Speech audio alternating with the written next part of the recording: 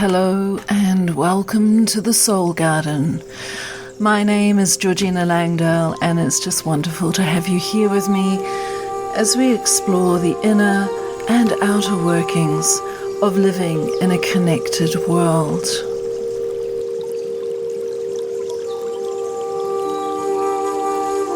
So in this episode of the Soul Garden, I'm going to share with you some of my recordings from the Soul Medicine course. And in this one, we're taking a look at Hildegard of Bingen, the amazing Hildegard of Bingen, and her form of therapy that she talked of as vices and virtues. And it's a wonderful way of working with self-talk for well-being. So I hope you enjoy it. There is plenty more where that one came from. So I'm going to hand over to myself talking in the Soul Medicine course, and I'll just come and say goodbye at the end of the recording. Here we go. I'm going to talk about an incredible woman. Man, she's like the poster girl for midlife and beyond. A woman called Hildegard of Bingen. She was an abbess, a mystic, a healer, an artist, a composer, who lived in the 12th century, so in the 1100s in Germany. And she was a Benedictine nun. She had been given to a monastery at a very young age and spent the first part of her life enclosed with a woman called Jutta of Spanheim as an anchoress, which meant that basically she's shut off from the outside world. Then when Jutta died, Hildegard just came into the world like a force field. She was incredible, and her wisdom in healing and herbalism and the beauty of her artworks and her music and things ripple down to us today. The reason why I'm introducing her to you in this first session, or this first week of soul medicine for the Midlife Woman, is because among the myriad of things that she talked about in incredible ways, and by the way, I do more teaching about her elsewhere on my website. But the thing I want to draw attention to right now is her idea of vices and virtues. What this is about self-talk. You know, if we are going to thrive as we go through the menopause transition and on into, midlife and beyond, into our whole aging process, how we navigate all of that, I think, comes back to the things we tell ourselves about ourselves. What is the nature of our self-talk? So I invite you just to take a moment. Maybe if you've got a pen and paper handy, just jot things down. What are the things that you tell yourself about yourself? When it comes down to it, is your self-talk kind to yourself? Or is it a bit of a cruel master? So write down now just some of the things you actually might catch yourself saying to yourself. It could be, oh my God, I'm such a heffalump. I'm no good, and so ugly. Whatever it is. Or it could be, you did really good right now. In this moment, everything is okay. Write them down. I'm going to give you a few minutes just to journal that. What is your self-talk? What do you realize when you think about it you're saying to yourself often?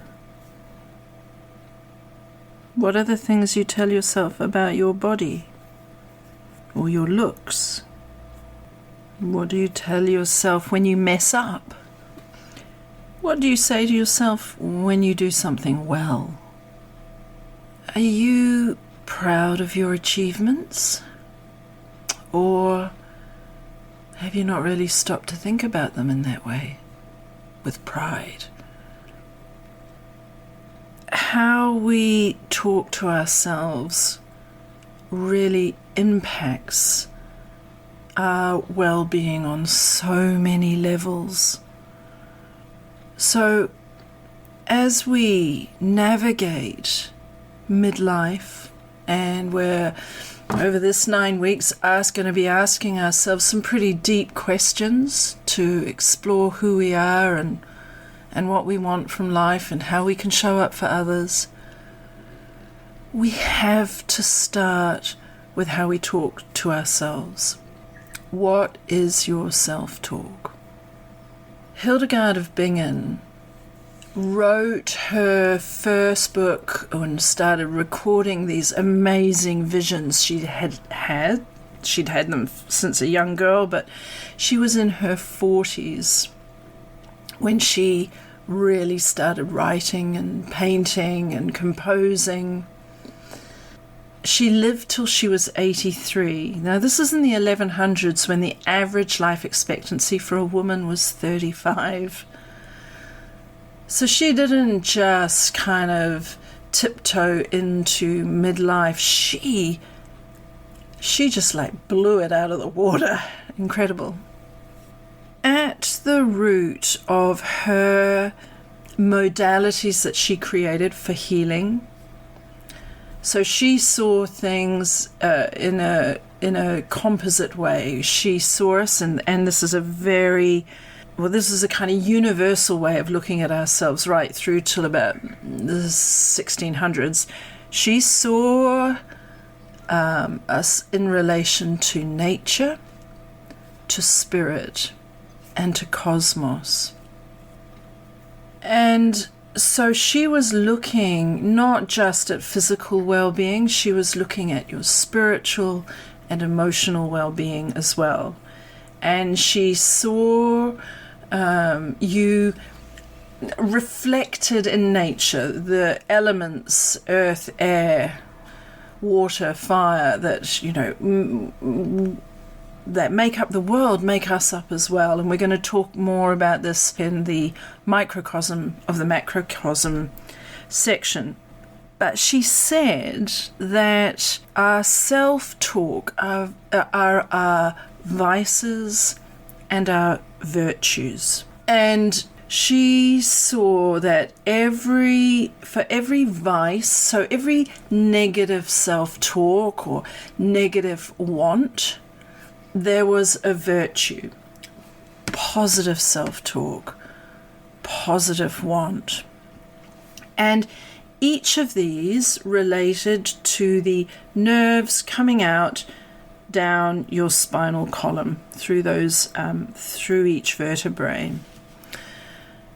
So for every negative vice, there is a positive virtue. For example, let me think, where you might have a kind of love of entertainment, maybe you're a bit of a hedonist. She would say, you're just kind of in it for the laugh. Everything's party on, party. I think we've all been there at some time, haven't we? She said, if that is the vice, love of entertainment is the vice, the virtue is a love of simplicity. How can we move from hedonism, wanting more and more, wanting to be entertained all the time, to loving simplicity, not needing all the bells and whistles, being entertained in a very simple way and getting your kicks through that simplicity. She would, another example is hard-heartedness. You know, if the vice is, so let's look at it in on ourselves. Hard-hearted to ourselves. I don't like me. I'm rubbish. There's nothing to love about me. I don't deserve anything. This is all examples of hard-heartedness, negative self-talk. She said that you would change that self-talk into virtues with compassion. So rather than I hate myself, you could simply say, I love myself. Or if you can't manage I love myself, if that feels like too big a leap, I'm okay. I'm okay. Hard-heartedness is the vice. Compassion is the virtue. So what's another one? Bitterness of heart. You know, maybe you're just really hurt by someone else's actions, and there's a bitterness in your heart to that person, that event.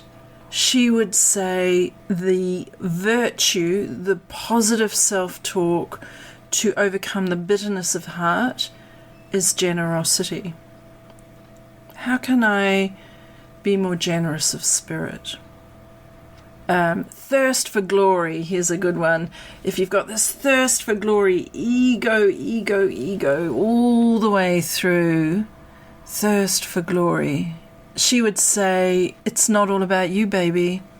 What about having reverence for spirit, for oneness, for the oneness in everything, for the connectivity? We're all connected. It's not just about your thirst for glory.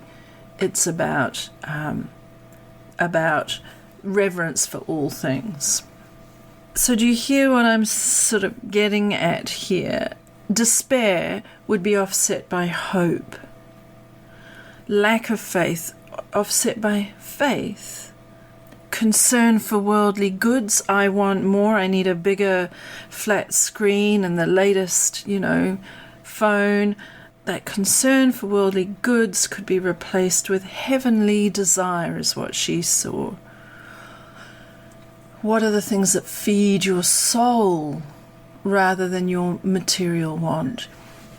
What I invite you to do is look at your negative self-talk.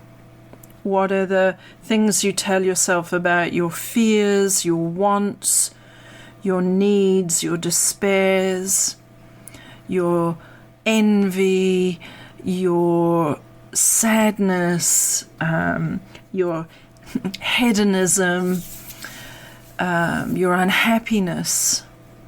Write them all down, and then look and rewrite them with a positive affirmation or statement or phrase or word. Cowardice, courage, for example. So I want you to go through, you got it, the negative things that you tell yourself, and now next to them you're going to write the virtue that will kind of cure the vice. It's like the idea of positive affirmations and creative visualizations. What are the things you tell yourself? Instead of saying, I'm no good, you could replace it with, I am okay, or I don't deserve this, could be replaced with, I am worthy, or I deserve this. It can be that simple. But the trick is to do it. So that's step one. Then step two, once you've got these, start to use them. When you catch yourself in a state of negative self-talk, correct it with positive self-talk. Correct the vice with a virtue. I'm hopeless at this. I just don't understand it. I just don't understand it. You could correct that with, I am learning how to work with this thing. Or I just I just don't understand it. I'm going to give myself time to understand this. See where I'm going with this? It is really, really powerful. And if we're to thrive in midlife, and if we're really thinking about our soul, this in this medieval thought, and Hildegard of Bingen would say as well, that our soul lives in our heart space, or in our heart chakra. Our spirit is much more mental and in our head, our brain. The soul resides in our heart, in the very core of us. So what is the talk, the self-talk, that nourishes and nurtures your soul?